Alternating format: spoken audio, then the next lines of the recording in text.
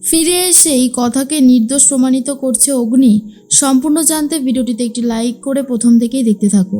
গল্পের শুরুতেই দেখা যায় প্রত্যয়ের কাছ থেকে ফোনে শুনে নিয়েছে অগ্নি যে অবস্থা খারাপ কথাকে জেলে ভরে দেওয়া হয়েছে। আর এটা একদমই শুনতে চায়নি অগ্নি, কারণ শুনতে চেয়েছিল কথা ভালো আছে কিনা। আর এটার পরেই অগ্নি বলে এটা হতে পারে না, প্র্যাটি ও কোনোভাবেই চুরি করতে পারে না, তোরা কেন বুঝতে পারছিস না? আর তখন প্রত্যয় বলে আমি বুঝতে পারছি বিগ ব্রো, আমি চেষ্টা করছি ওকে ছাড়ানোর জন্য, কিন্তু আমি কোনো উপায় দেখতে পাচ্ছি না। বিশ্বাস কর, আমি সত্যি খুব অসহায় হয়ে গেছি। কেসটা এমনভাবে ঘুরে গেছে না, এখান থেকে কথাকে বার করাটা ভীষণ ডিফিকাল্ট হয়ে যাবে, তবে আমি চেষ্টা করছি। তখন আক্কি ফোনে কথা বলে আর বলে আমি পুরো স্পটে উপস্থিত ছিলাম। বিশ্বাস কর বিগ ব্রো, কী করেছে কথার দিকে পুরো কেসটা ঘুরে গেল আমি নিজেও বুঝতে পারিনি। আর তারপর আমার মা আর জেঠু এমনভাবে জোর করলো যে পুলিশ কথাকে অ্যারেস্ট করতে বাধ্য হয়েছে। এটা শোনার পর তো অগ্নি আরও বেশি রেগে গেছে আর বলে শেষ পর্যন্ত বাড়ির লোক এটা করতে পারলো। দেখ, তোরা যেভাবেই পারিস কথাকে বাঁচা। প্রত্যয় তখন বলে আমরা চেষ্টা করছি। এরপর অগ্নি বলে আমি এক্ষুনি ইন্ডিয়াতে আসছি। তখন প্রত্যয় বলে বিগ ব্রো, তুই এত বড় সুযোগটা ছেড়ে চলে আসবি? তুই না হয় আরেকটু ভেবে দেখ রে। আমার মন বলছে আরেকটু ভেবে দেখ, সব ঠিক হয়ে যাবে। কিন্তু অগ্নি রাজি হয় না আর বলে না, আমি এক্ষুনি আসছি, আমি এসে মিস কবর দেবীকে বাঁচাবো। এরপর অগ্নি মনে মনে ভাবে মিস কবর দেবী, 2 দিনে হয়নি আমি এখানে এসেছি, তার মধ্যেই তুই এত বড় একটা কাণ্ড ঘটিয়ে ফেললি। তোর এই কথাটা শোনার পর আমি কি করে এখানে বসে থাকতে পারি বল? আমাকে যে ওখানে ফিরতেই হবে, যেভাবেই হোক না কেন আমি ওখানে ফিরবো আর তোকে বাঁচাবো। এর মধ্যেই থানাতে দেখা করতে চলে এসেছে জুনি, ঋতু, ওরা সবাই।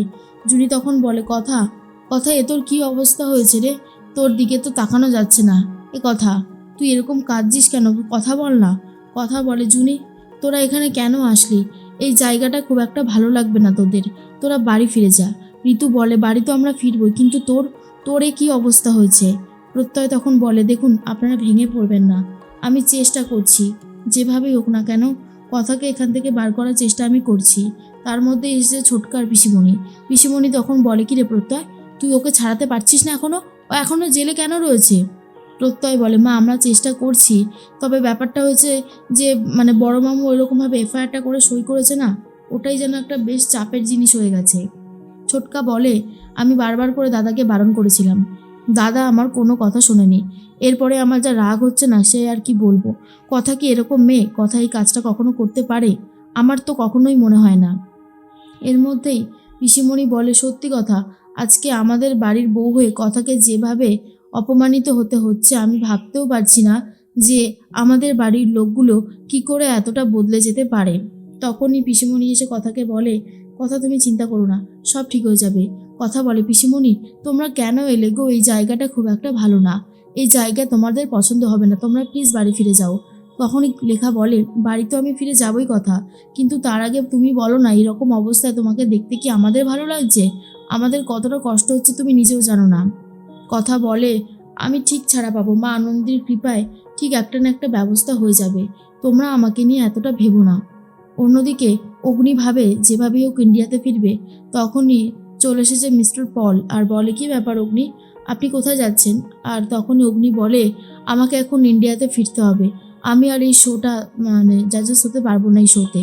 তখনই পল বলে সেটা বলে কি করে হবে, আপনি আমাদের সাথে সমস্ত চুক্তিবদ্ধ, আপনি চাইলে যেতে পারবেন না। অগ্নি বলে আচ্ছা আপনি একটা কথা বলুন, যদি আপনার পরিবার এরকমভাবে বিপদে পড়তো আপনি কোন দিকটা দেখতেন, প্রফেশন নাকি পরিবার, কোনটা? আর এটা কথারই একটা কথা ছিল, সেটা মনে পড়ে যায় অগ্নির। সেই অগ্নির শোতে গিয়ে কথাটা বলেছিল দাদুর সম্মান বাঁচাতে। এরপরে মিস্টার পল বলে কিন্তু আপনি এখান থেকে চলে গেলে আপনাকে অনেক টাকা ক্ষতিপূরণ দিতে হবে, আপনি পারবেন তো? তখনই অগ্নি বলে যত টাকাই লাগুক না কেন আমাকে এখান থেকে বেরোতেই হবে, ব্যাস এটাই হচ্ছে আমার কথা, আমি আর এখানে এক মুহূর্তও থাকবো না। তখনই পল বলে ঠিক আছে, আপনি ক্ষতিপূরণটা দিয়ে যেতে পারেন। অগ্নি মনে মনে ভাবে কথা আমি এক্ষুনি আসছি, তোর আর কোনো কষ্ট হবে না, তোকে যারা ফাঁসিয়েছে তাদেরকে আমি ছাড়বো না। এর মধ্যেই কথা তো জেলে বসে রয়েছে, খাওয়া দাওয়াও করছে না।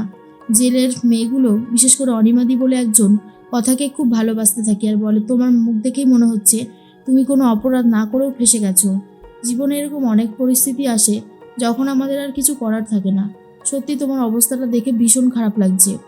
তোমারও কষ্ট হচ্ছে বলো?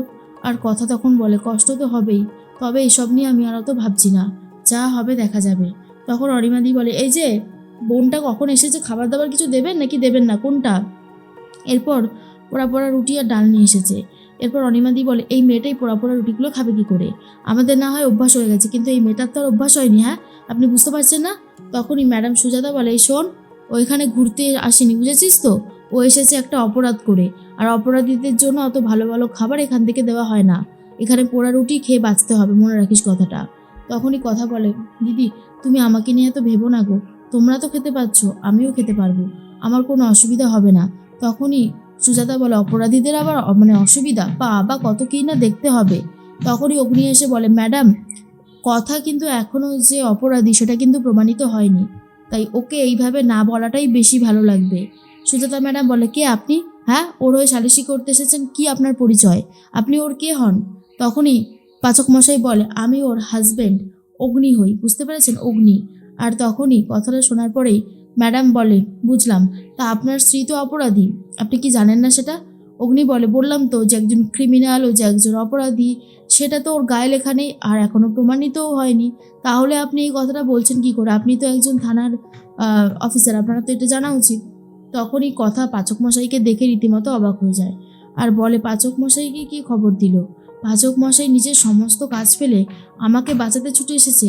হে মা আনন্দী, আমার তো সমস্ত মানে মান সম্মান জলে গেল। আমার জন্য শেষ পর্যন্ত পাচক মশাই নিজের স্বপ্ন পূরণ করতে পারলেন না। না না, এটা একদমই উচিত হয়নি। তখনই অগ্নি এসে বলে, কিরে গোবর দেবী, এক দুদিন গোবরগিরি না করলে হয় না, তাই না? কি করেছিস বলতো, যার জন্য তোর এই অবস্থা হয়েছে? তখনই কথা বলে, পাচক মশাই আপনি এসেছেন, আপনি খবর পেয়ে এসেছেন পাচক মশাই। অগ্নি তখন বলে, না এসে আর অন্য উপায় ছিল? তুই যা সমস্ত কাণ্ড করিস সত্যি আমার আর ভালো লাগে না। মাঝে মধ্যে না তোর উপরে রাগ হয়, রাগ, যে কেন তুই এই জিনিসগুলো করিস, কেন করেছিস বল? তখনই পাচক মশাই বলে, উত্তর নেই এখন, তাই না? কথা বলে, আমি জানি না কোথা থেকে যে কি হয়ে গেল।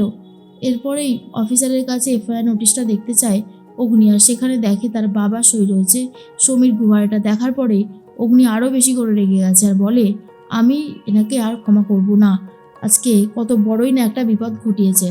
প্রত্যয় তখন ভাবে কি করে ছাড়াবে কথাকে, আর এটা নিয়ে অগ্নিও ভাবতে থাকে। আর ম্যাডাম সুজাতা বলে, দেখুন স্যার, আপনাকে একটা ভালো পরামর্শ দিয়ে আপনি একজন ভালো উকিল খুঁজুন, আর কোর্টে যখন কেসটা উঠবে তখন সেই উকিল লড়বে, সেটাই বরং ভালো হবে। আপনারা এখন আর কথা দেবীকে এখান থেকে ছাড়াতে পারবেন না, তাই দয়া করে আপনি এখন আসুন। তখনই পাচক মশাইয়ের এত কথা অপমান আর মেনে নিতে পারছে না কথা, কিন্তু পাচক মশাই উকিল জোগাড় করে ফেলেছে কথাকে নির্দোষ প্রমাণিত করবে বলে।